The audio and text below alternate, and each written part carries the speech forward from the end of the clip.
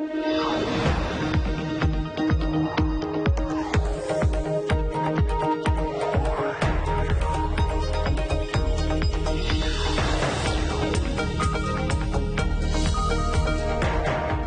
Emily Chang, and this is Bloomberg West. Coming up, billionaire entrepreneur Elon Musk unveiling a bold plan to colonize Mars. We'll explain how he's planning to build a Martian city of 1 million people.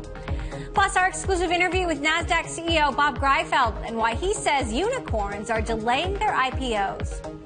And more trouble for Facebook. The social media giant ordered to delete all data on Germany's 35 million WhatsApp users. We'll hear from Facebook's head of Northern Europe. But first to our lead. Speaking at a space summit in Mexico, SpaceX CEO Elon Musk says he wants to build a city on Mars. What I really want to try to achieve here is to make Mars seem possible, make it seem as though it's something that we can do in our lifetimes, and that you can go. And is there really a way that anyone could go if they wanted to? I think that's really the important thing. Musk said it could take between 40 and 100 years to create a self-sustaining civilization of as many as 1 million people, and unveiled a framework for the spaceship and rockets that SpaceX wants to develop to get us there. So how does SpaceX plan to get us to Mars? What kind of financing would a project like this need?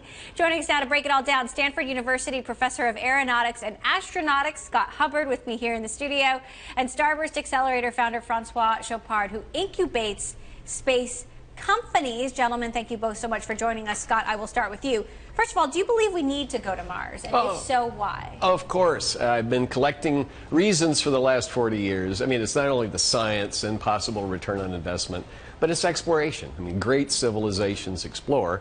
And then, as Elon said, this could be a hedge against a future catastrophe. So do you believe that we could face an extinction event here on Earth and that we need to go to Mars to survive? Well, the dinosaurs needed a space program, right? So it could happen to us, although personally I'm more interested in the science we could do if we get people to Mars.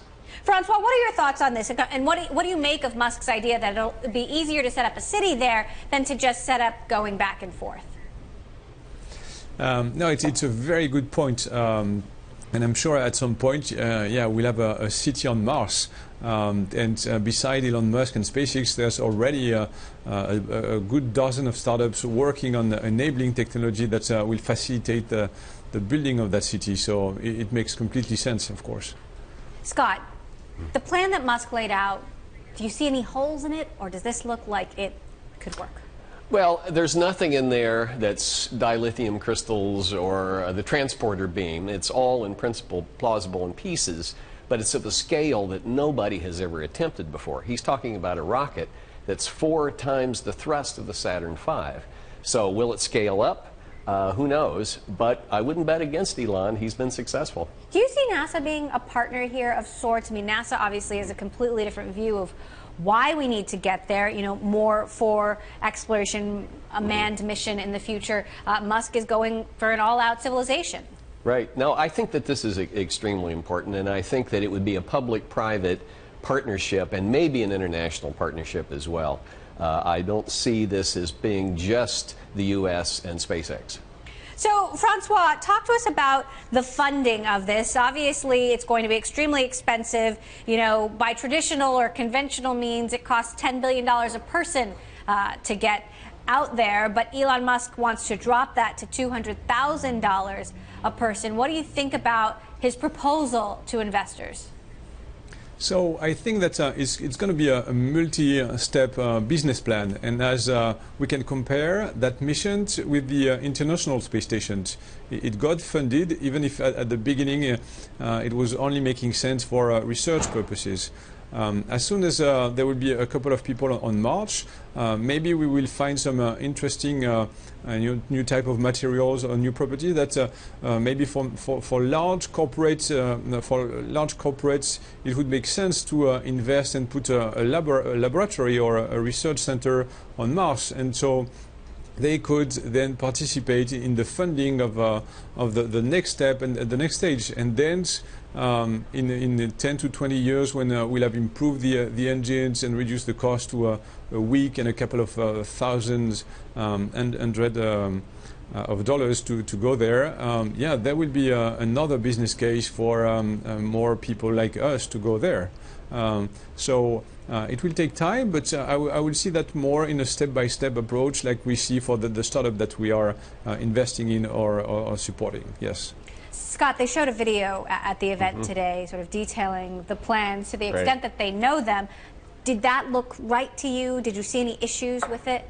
The actual methods? Yes, Elon focused on the transportation, and of course that's what SpaceX does, and he admitted that. The pieces that weren't shown were things like the life support. How do you support 100 people in months and months it takes to get to Mars, and then once you're there, he said you could live off the land, which I believe, but it didn't show any of the equipment and the necessary technologies to do this. And then there are other pieces like on-orbit refueling.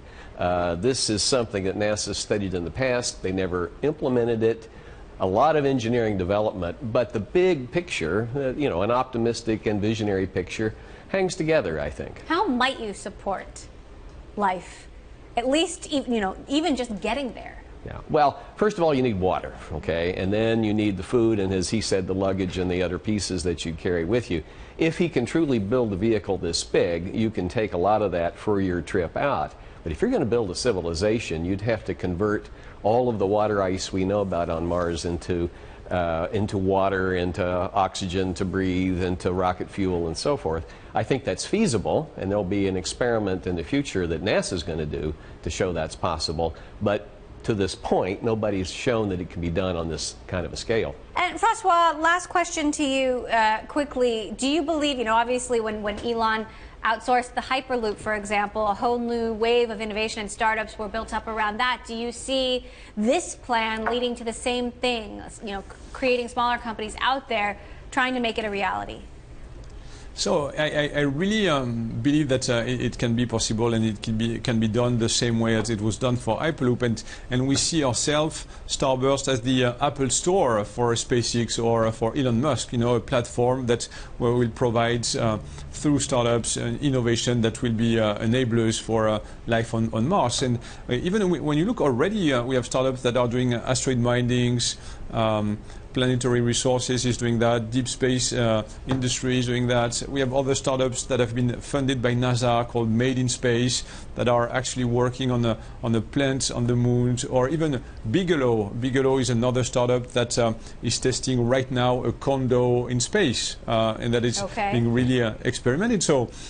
Yes, there's already a dozen of startups that are, you know, working on different streams, but that will allow at some point a quicker access to a life on Mars, for sure. Fascinating. I could talk to you guys about this for hours. François Chopard, Starburst Accelerator founder, and Stanford professor Scott Hubbard, thank you both. Thank you.